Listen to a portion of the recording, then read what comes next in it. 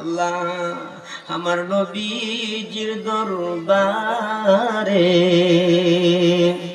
রওজা মুবারক আল্লাহ আমরা রে দেখাও সাল্লাল্লাহু আলা সাইয়্যিদিনা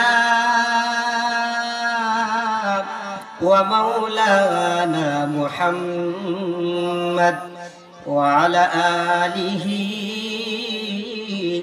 ওয়া আসহাবিহি ওয়া সাল্লাম। জয়দের কান্দি করিমপুর বড়বাড়ি আলফালা যুব সংগঠনের উদ্যোগে 20 সালা উপলক্ষে 2 দিনব্যাপী ইসলামী মহাসম্মেলনের সম্মানিত সভাপতি কেএম নাজিমউদ্দিন কাগুজি সাহেব, আজকের মাহফিলের প্রধান অতিথি প্রখ্যাত আলেম দ্বীন সুলতানুল ওয়াইজিদ আল্লামা খালিদ সাইফুল্লাহ আইয়ুবী হাফিজাহুল্লাহ, এবং আজকে যিনি প্রধান আকর্ষণ আমাদের এই গ্রামের কৃতি সন্তান, সারা বাংলা ঘুরে যিনি কোরআন হাদিসের বিশুদ্ধ আলোচনা পেশ করেন, হযরত মাওলানা আজিজুল ইসলাম জালালী সাহেব, আমাদের এই গ্রামের কৃতি সন্তান প্রখ্যাত মুফাসসির কোরআন হযরত মাওলানা আব্দুল মুনাইম খান আনসারী সাহেব বয়ান রাখবেন। এবং মাহফিলের মধ্যে উপস্থিত আছেন প্যান্ডেলের মধ্যে আমার শ্রদ্ধেয় বড় ভাই হযরত মাওলানা বেলাল হুসাইন সাহেব। মাহফিলের ভিতরে প্যান্ডেলের নিচে বসে রয়েছেন হযরত খালিদ বিন ওয়ালিদ রাদিয়াল্লাহু তাআলা আনহু উত্তরসূরি আমার যুবক বন্ধুগণ। প্যান্ডেলের ভিতরে উপস্থিত আছেন হযরত আবু বকর সিদ্দিক রাদিয়াল্লাহু তাআলা আনহুর উত্তরসূরি আমার বৃদ্ধ বাবাজিরা। প্যান্ডেলের ডান পাশে বাম পাশে বসে বসে উলামায়ে কেরামের জবান থেকে দ্বীনের কথাগুলো শ্রবণ করতেছেন আমার পর্দানিশীন মা ও বোনেরা। আমরা সর্বপ্রথম সেই মহান স্রষ্টা রব্বুল আলামিনের দরবারে অসীম অগণিত শুকরিয়া আদায় করি যে মহান আল্লাহ রব্বুল আলামিন আমাদেরকে দয়া করে মায়া করে রহমতের চাদর দিয়া পেঁচায় পেঁচায় নুরানি কোরআনে একটি জলসায় হাজির করে দিলেন। এই জন্য অন্তরের গভীর থেকে সে মাওলা পাকের দরবারে টুট নাড়িয়ে আওয়াজ করে একই সাথে জোরে মূলে শুকরিয়া আদায় করি। সকলে জোরে পড়ি আলহামদুলিল্লাহ। আমি আপনাদের সামনে 15 পারার 17 নম্বর সূরাটির নাম সূরাতুল বনী ইসরাইল। সূরাতুল বনী ইসরাইলের 23 নম্বর এবং 24 নম্বর আয়াতে কারিমা তিলাওয়াত করেছি। রাসূলুল্লাহ সাল্লাল্লাহু আলাইহি সাল্লামের অগণিত হাদিস থেকে ছোট্ট একখানা হাদিসও পেশ করেছি। ওই সময় আল কোরআনুল কারীমের আয়াতকে সামনে রেখে রাসূলুল্লাহ সাল্লাল্লাহু আলাইহি সাল্লামের হাদিসকে সামনে রেখে অল্প কিছুক্ষণ দ্বীনি মুযাকারা করার ইরাদা করলাম। ওয়া মা তাওফীক ইল্লা বিল্লাহ। আমি কোনো ভূমিকা না দিয়ে সরাসরি আমার আলোচনার ভিতরে আমি ঢুকবো। বিসমিল্লাহির রহমানির রহিম। ওয়া ক্বাদা রাব্বুকা আল্লা তা'বুদু ইল্লা ইয়্যা। আমার মহান রব্বুল আলামিন বলেন, কদার একটি অর্থ তাফসীর কিতাবের মধ্যে লিখছেন ওসিয়ত। স্বয়ং মহান রব্বুল আলামিন পৃথিবীর মানুষদেরকে ওসিয়ত করেছেন। আরেকটি অর্থ লিখেছেন, এ হাবিব আপনি तमाम দুনিয়ার মানুষদেরকে ঈমানদারদেরকে জানায়া দেন আমি আল্লাহ চূড়ান্ত সিদ্ধান্ত নিয়ে নিয়েছি, একমাত্র সাজদা করতে হবে, একমাত্র গোলামি করতে হবে, একমাত্র দাসত্ব করতে হবে আল্লাহ রাব্বুল আলামিনের। ঠিক না ঠিক জোরে গান। আল্লাহর ইবাদত ব্যতীত, আল্লাহর দাসত্ব ব্যতীত আর কারো গোলামি করা যাবে না। একমাত্র ইবাদত হবে আল্লাহ। যত জায়গার মধ্যে মহান আল্লাহ রাব্বুল আলামিন আল্লাহর হকের কথা বলেছে, ঠিক আল্লাহর হকের সঙ্গে সঙ্গে মা বাবার হকের কথা আল্লাহ বলেছেন। জোরে কোন না সুবহানাল্লাহ। এ বোঝা গেল মা বাবা একটা সম্মানের পাত্র। তো আমার গোলামির পরে, আমার দাসত্বর পরে যে কাজটা তোমরা গুরুত্ব সহকারে করবা, এটা হলো ওয়াবিল ওয়ালিদাইনি ইহসানা।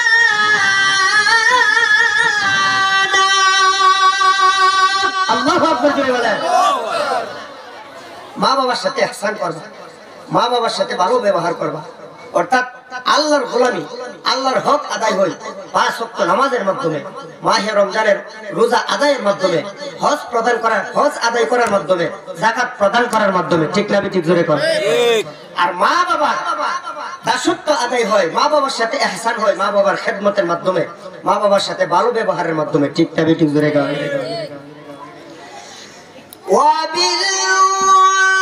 وبالوالدين إحسانا إما يبلغن عندك الكبر أحدهما أو كلاهما فلا تقل لهما ولا تنهرهما وقل لهما قولا كريما আল্লাহ রাব্বুল আলামিন বলেন, মা বাবা যখন বয়সের সীমানা পাড়ি দিয়া, মা অথবা বাবা অথবা দুজন তোমাদের কাছে পৌঁছে, তখন মা বাবার খেদমত করতে যাইয়া বিরক্তির সুরে উহ শব্দটা পর্যন্ত উচ্চারণ করতে পারবা না। জোরে কোন না সুবহানাল্লাহ। وَقُلْ لَهُمَا قَوْلًا كَرِيمًا। আর মা বাবার সাথে আল্লাহ বলেন আগের শব্দের মধ্যে বলেন, মা বাবার সাথে দমক দিয়া কথা কয়, ওয়ালা তানহারহুমা, মা বাবার সাথে দমক দিয়া কথা কয় না। وَقُلْ لَهُمَا قَوْلًا كَرِيمًا, মা বাবার সাথে মিষ্টি মিষ্টি ভাষায় কথা বলবা। জোরে কোন না সুবহানাল্লাহ। নরম ভাষায় কথা বলবা, গরম ভাষায় মা বাবার সাথে কথা কয় না। আল্লাহু আকবার। আর কি করবা? وَاخْفِضْ لَهُمَا جَنَاحَ الذُّلِّ مِنَ الرَّحْمَةِ, আর তোমার দয়ার পরশগুলা মা বাবার জন্য বিছাইয়া দিবে। জোরে কোন না সুবহানাল্লাহ। وَقُلْ رَبِّ ارْحَمْهُمَا كَمَا رَبَّيَانِي صَغِيرًا। وَقُلْ رَبِّ ارْحَمْهُمَا, ও আমার রব, ও আমার আল্লাহ, আমার মা বাবার প্রতি তুমি রহম করো, আমার মা বাবার প্রতি তুমি দয়া করো। رَبِّ ارْحَمْهُمَا كَمَا رَبَّيَانِي صَغِيرًا। আর আমার মা বাবা যেভাবে ছোট্টকালে শিশুকালে আমাদের প্রতি দয়া করেছিল, আমাদের প্রতি মায়া করেছিল, রব্বুল আলামিন তুমি আমাদের মা বাবার প্রতি রহম করো, দয়া করো। জোরে জোরে কন্যা সুবহানাল্লাহ। ছোট্টকালে মা বাবা আমাদের প্রতি দয়া করছে না। একদিন আমার নবী হযরত আয়েশা সিদ্দিকা রাদিয়াল্লাহু তাআলা আনহাকে বলতেছেন, ইয়া আয়েশা নামতু আল বারিহা রাআইতুনি ফিল জান্নাহ। জোরে কোন না সুবহানাল্লাহ। এ আমার আদরের বিবি আয়েশা, আজকে রাতে আমি ঘুমাইছিলাম,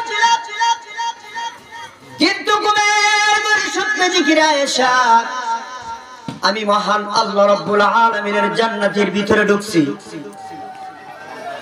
শুধু জান্নাতের ভিতরে ঢুইকা এমন চমৎকার একটা দৃশ্য দেখলাম রে আয়েশা।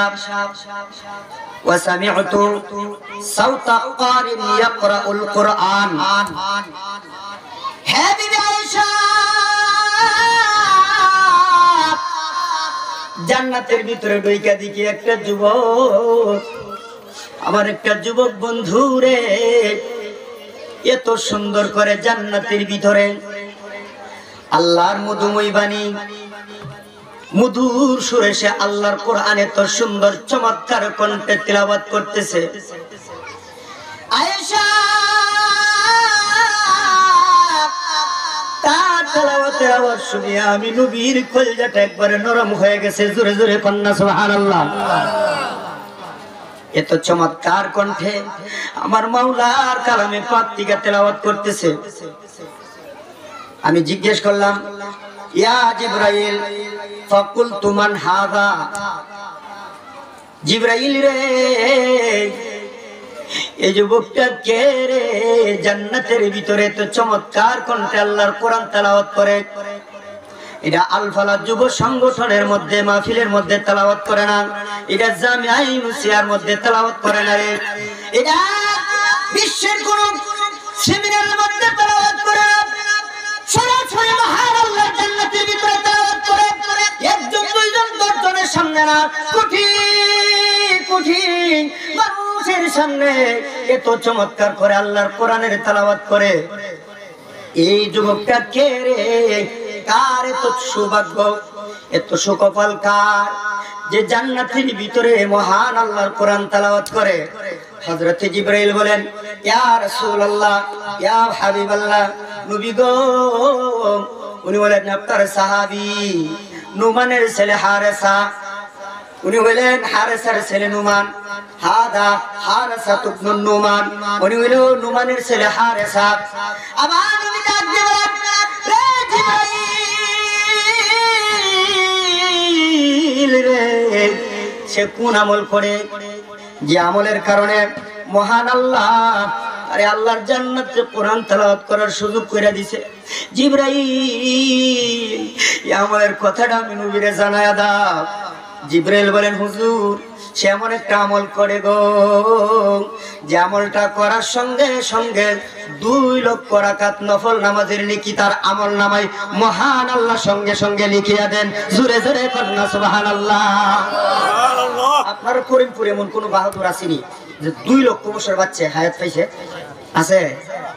কিন্তু আমার নবীর জিবরাইল বলে, হুজুর সে এমন একটা আমল করে যে আমলটা করার সঙ্গে সঙ্গে মহান আল্লাহ তার আমল নামার মধ্যে 2 লক্ষ রাকাত নফল নামাজের নেকি দান করে দিয়েছে। ইয়া রাসূলুল্লাহ, সে এমন একটা আমল করে নবীজি, যে আমলটা করার সঙ্গে সঙ্গে মহান আল্লাহ রাব্বুল আলামিন আরে এই আমলটা মঞ্জুর করে আমার আল্লাহ তারে জান্নাতের কারি সাহেব বানায় দিয়েছেন। আমার নবী বলেন, জিবরাইল রে এই আমলটা কি আমি নবীরে জানায়া দাও। হযরত জিবরাইল বলেন, ইয়া রাসূলুল্লাহ, ইয়া হাবিবাল্লাহ, নবীজি গো। এই আমলটা যখন আমার নবীরে শুনাইলেন, আমার নবী হযরতে আয়েশা সিদ্দিকা রাদিয়াল্লাহু তাআলা আনহাকে বলেন, ইয়া আয়েশা, কাজা কিলবির, কাজা কিলবির, কাজা কিলবির, এরি নাম নেকি, এরি নাম নেকি, এরি নাম নেকি, নেকি যারে কয় জোরে কন্যা সুবহানাল্লাহ। কথার কথা আপনি একজন কামলা মানুষ লইছেন, লোয়ার পর কইছে এই কেকটাকে পরিষ্কার করে লেবা। সে এমন ভাবে পরিষ্কার করছে, আরো পূর্বে যত কামলা লইছেন এমন সুন্দর ভাবে কেউ পরিষ্কার করতে পারে না। আপনি এইভাবে কোন ঠিক আছে, কামের মতো কাম করছে, ঠিক না? ঠিক জোরে কর। আমার নবী বলেন, কাজা কিলবির, কাজা কিলবির, কাজা কিলবির, এরি নাম নেকি, এরি নাম নেকি, নেকি যারে কয়, অর্থাৎ কুঠি কুঠি নেকির চেয়ে এ নেকির আল্লাহর কাছে অত্যন্ত একটি দামি আমল। জোরে কন্যা সুবহানাল্লাহ। একটি দামি নেকি। আমার নবী কোজো আয়েশা সিদ্দিকা প্রশ্ন করেন, ইয়া রাসূলুল্লাহ, নেকি নেকিতে একটু কই না, আমরাও করতাম। আমার নবী বলেন, ইয়া আয়েশা, আয়েশা, এই নেকিটা হলো কানা আবারুন নাস বি উম্মিহি বিওয়ালিদাইন। আয়েশা রে, ও যে নুমানের ছেলে হারেসা, সে যে জান্নাতের ভিতরে কোরআন তেলাওয়াত করার চান্স পাইছেন, এ বিবি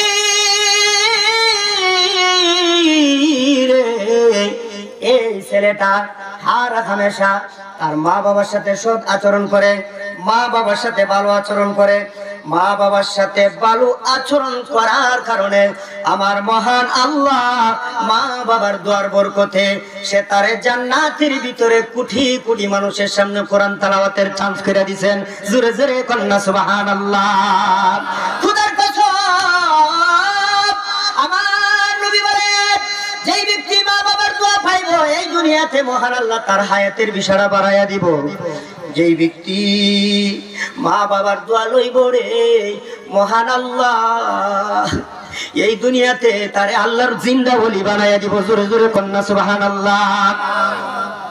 বলুন সালমা পুত্রের একটি সন্তান আমার প্রাণের নবী রাহমাতুল লিল আলামিনের কাছে এসে বলতেছেন, ইয়া রাসূলুল্লাহ, ইয়া হাবিবাল্লাহ, নবী গো, যে সময় আমার আব্বা ছিল, আম্মা ছিল, নবীজি আমার এমন তৌফিক ছিল না আমি আমার মা বাবার সামনে একটা ভালো খাবার আইনা দিব, আমার মা বাবার একটা ভালো পোশাক খরিদ করে দিব। ইয়া রাসূলুল্লাহ, ইয়া হাবিবাল্লাহ, ওগো নবী,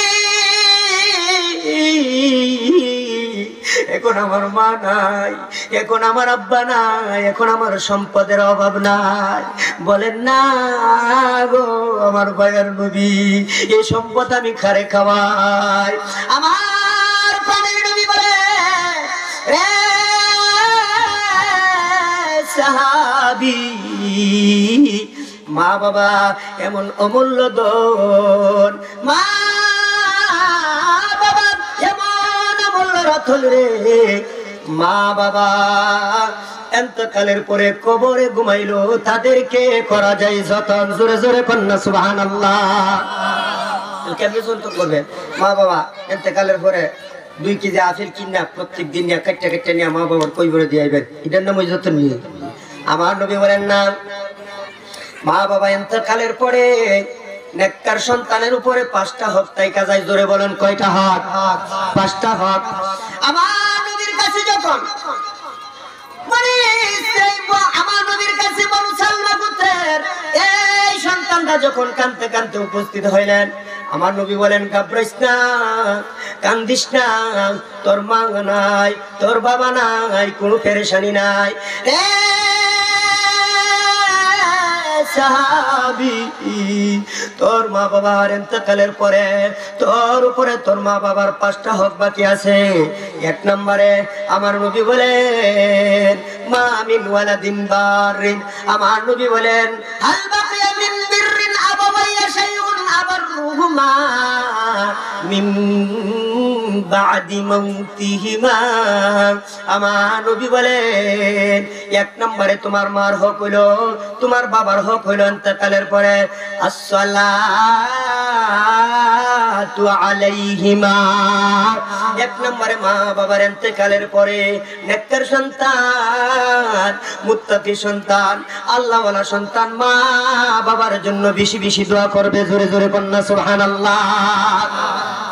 আপনি যখন একবার বলবেন নামাজের পরে, রব্বির হামহুমা কামা রব্বায়ানি সগীরা, এই দোয়াটা করার সঙ্গে সঙ্গে তাম পৃথিবীতে যতগুলা পাহাড় আছে, তাম পৃথিবীর পাহাড় পরিমাণ সওয়াব, তাম পৃথিবীর পাহাড় পরিমাণ নেকি সঙ্গে সঙ্গে মা বাবার নামের অ্যাকাউন্টে আল্লাহ জমা করে দিবেন। জোরে জোরে কন্যা সুবহানাল্লাহ। এরে বাবা, বাংলাদেশের মধ্যে কতগুলা পাহাড় আছে আপনাদের জানা নাই, আমারও জানা নাই। আমেরিকার মধ্যে কতগুলা পাহাড় আছে আপনাদের জানা নাই, আমার জানা নাই। সৌদি আরবে কতগুলা পাহাড় আছে আপনাদের জানা নাই। এ বাবা, তাম পৃথিবীতে কত কোটি কোটি পাহাড় আছে, ও করিমপুরবাসী আপনাদের জানা নাই। কোন নেককার সন্তান, কোন মুত্তাকি সন্তান, কোন আল্লাহওয়ালা সন্তান যদি রে মা বাবার জন্য হৃদয়ের গহীন ঠিকারে একবার দোয়া করে, রব্বির হামহুমা কামা রব্বায়ানি সগীরা। আমার নবী বলেন, তামাম দুনিয়াতে যতগুলা পাহাড় আছে, তামাম দুনিয়ার পাহাড় পরিমাণ সওয়াব মা বাবার অ্যাকাউন্টে নগদ আল্লাহ জমা করে দিবেন। জোরে জোরে কন্যা সুবহানাল্লাহ। 2 নম্বরে আমার নবী বলেন, 2 নম্বর হলো মা বাবার জন্য ইস্তেগফার করবা। কি করবা? দোয়া আর ইস্তেগফারের মধ্যে একটু ফরক আছে, একটু পার্থক্য আছে। দোয়া মানে মা বাবার জন্য কল্যাণ চাওয়া, আল্লাহ আমার মা বাবার তুমি জান্নাতের লিবাস পরায়া দাও, আমার মা বাবার কবরে তুমি জান্নাতের বিছানা বিছায়া দাও, আল্লাহ আমার মা বাবার কবর থেকে তুমি জান্নাতের একটা দরওয়াজা খুলে দাও। এমন ভাবে মা বাবার জন্য দোয়া করা, ইস্তেগফার করা মানে আমার নবী বলেন, ওয়াল ইস্তিগফারু লাহুমা, মা বাবার জন্য ক্ষমা প্রার্থনা করা। কিভাবে ক্ষমা প্রার্থনা করবেন? আল্লাহ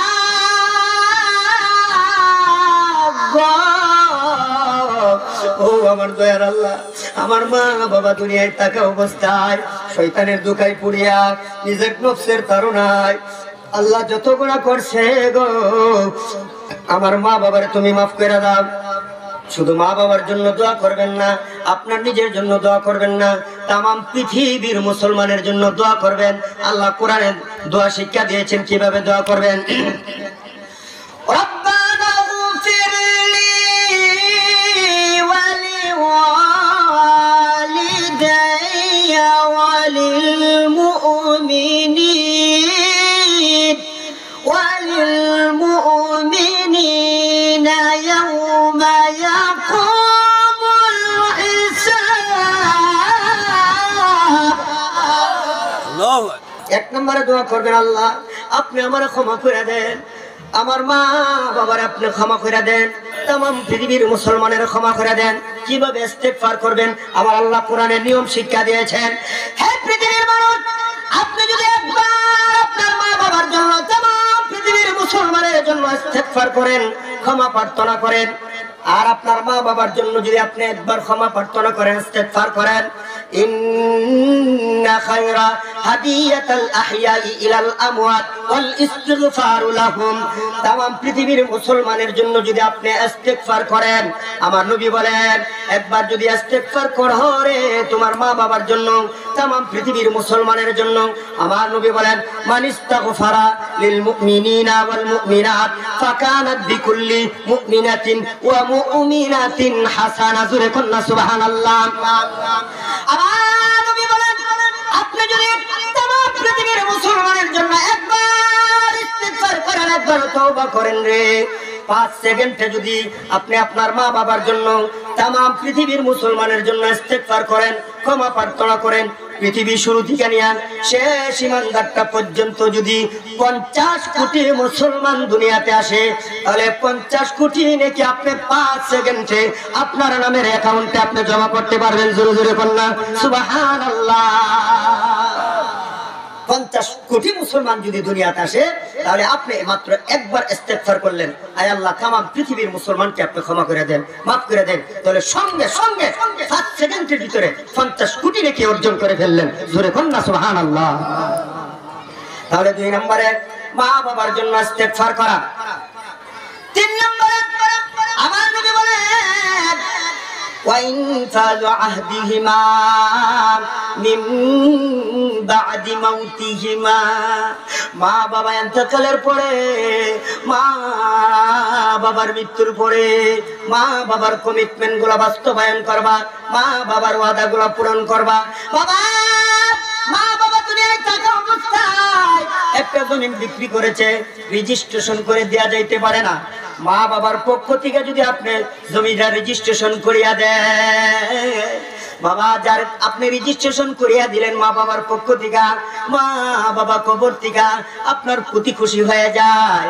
মা বাবা যদি খুশি হয়ে যায়, আমার আল্লাহ খুশি হয়ে যান। আমার আল্লাহ যদি খুশি হয়ে যান, আল্লাহ তুরি জান্নাত আপনার জন্য রেডি হয়ে যান। জোরে জোরে কন্না সুবহানাল্লাহ। তাহলে 3 নাম্বার কি করবেন? মা বাবার ওয়াদাগুলো বাস্তবায়ন করবেন, হ্যাঁ পরিশোধ করবেন। মসজিদে 5,000 টাকা দিবে, মা বাবা দিতে পারে নাই, মারা গেছে, মা বাবার পক্ষ থেকে আপনি পরিশোধ করে দিবেন। মা বাবা আপনার প্রতি খুশি তো আল্লাহ খুশি, আল্লাহ খুশি তো জান্নাত রেডি। জোরে কন্না সুবহানাল্লাহ।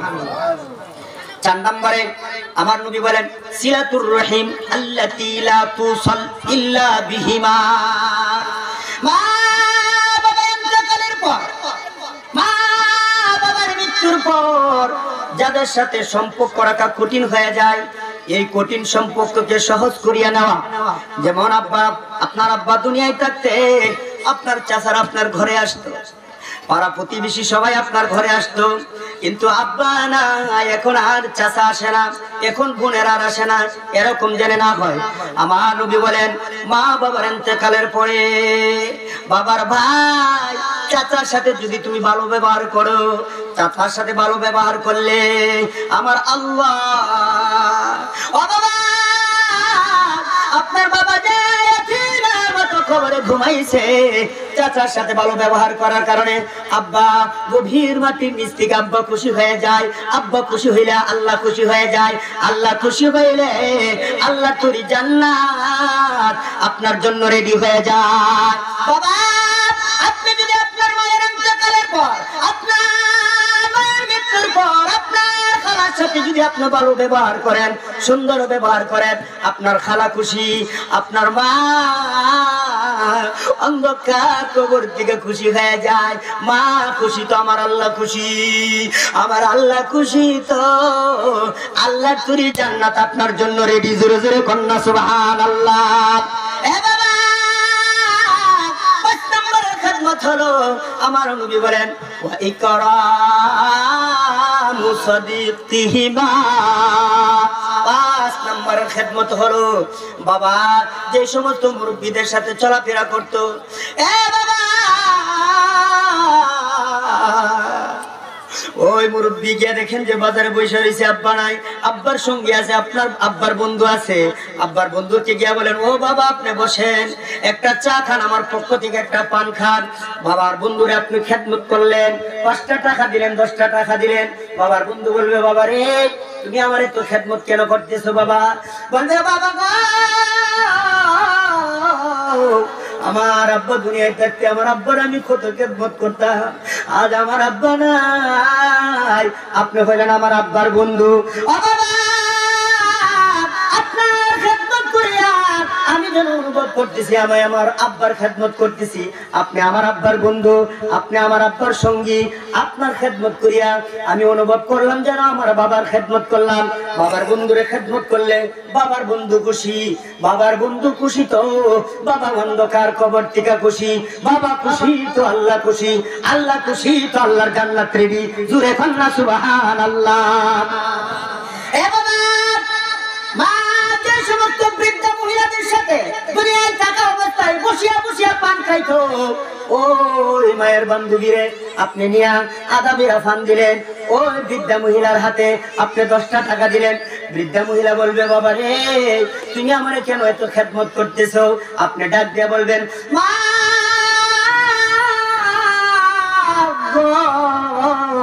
আমার গর্ভধারণী নাই গো, আমার গর্ভধারণী মা এতিমের মতো খবরে ঘুমাইছে। ও মা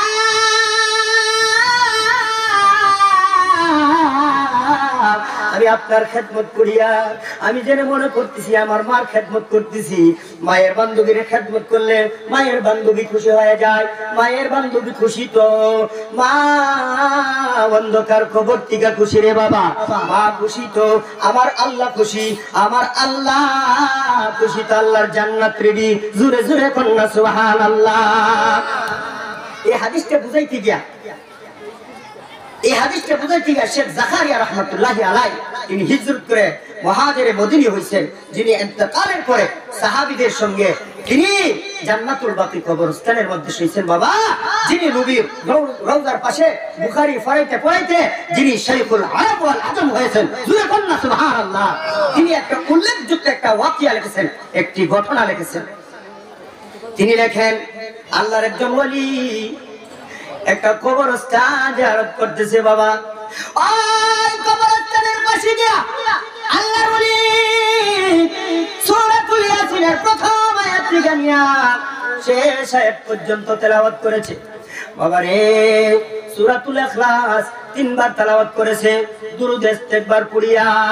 আল্লাহর ওলি ওই কবরের যত মাইত আছে গো, কবরের মাইতের জন্য দোয়া করতেছে, আল্লাহ গো এই কবরের মধ্যে যতগুলা মাইত ঘুমাই রইছে আল্লাহ গো আমি অদম, আল্লাহ এদের জন্য দোয়া করি গো, আল্লাহ তুমি এদের মেহেরবানি করে মাফ করিয়া দাও। আর যা কিছু তেলাওয়াত করলাম এই তেলাওয়াতের সব প্রত্যেকের খবরে পৌঁছাইয়া দাও। আল্লাহর ওলি এই দোয়া করিয়া সূরা ইয়াসিনের তেলাওয়াত করিয়া ইস্তেগফার করিয়া যখন আল্লাহর ওলি রাতের বেলা গিয়া বিছানার মধ্যে শুইছে, বাবা দেখবেন আপনার আপন সঙ্গী বন্ধু বান্ধব যারা আছে তাদের মাঝে মাঝে নিজের ডায়েরিটা খুলে দেখা দেয় এই দেখ আমার 25 লক্ষ টাকা ইনকাম হয়েছে। দুরগণ দেহানি না দেহানা দেখায় দেখ নিজের আপন বন্ধুরে। কিন্তু যারা আল্লাহর বন্ধুরে মহান আল্লাহ মাঝে মাঝে আল্লাহর কুদরতি ডায়েরিটা স্বপ্নের মাধ্যমে আল্লাহ তাদের দেখায় দেয়। জোরে জোরে কন্যা সুবহানাল্লাহ। আল্লাহর উনি দোয়া কইরা বিছানার মধ্যে রাত্রে বেলা গিয়ে ঘুমাইছেন। আল্লাহু আকবার, আল্লাহু আকবার। আবারে ঘুমের ঘরে স্বপ্নে দেখে একজন ফেরেশতা আল্লাহর ওলি যে দোয়া করেছিল সূরা ইয়াসিনের তেলাওয়াত, এ বাবা সূরাতুল ইখলাসের তেলাওয়াত, দুরূদ ইস্তিগফারের সওয়াব, এই গুণাকে পাহাড়ের সমান মহান আল্লাহ বানায়া ফেরেশতার হাতে দিয়া দিছে। ফেরেশতারা পার্সেল বানাইয়া পুটলা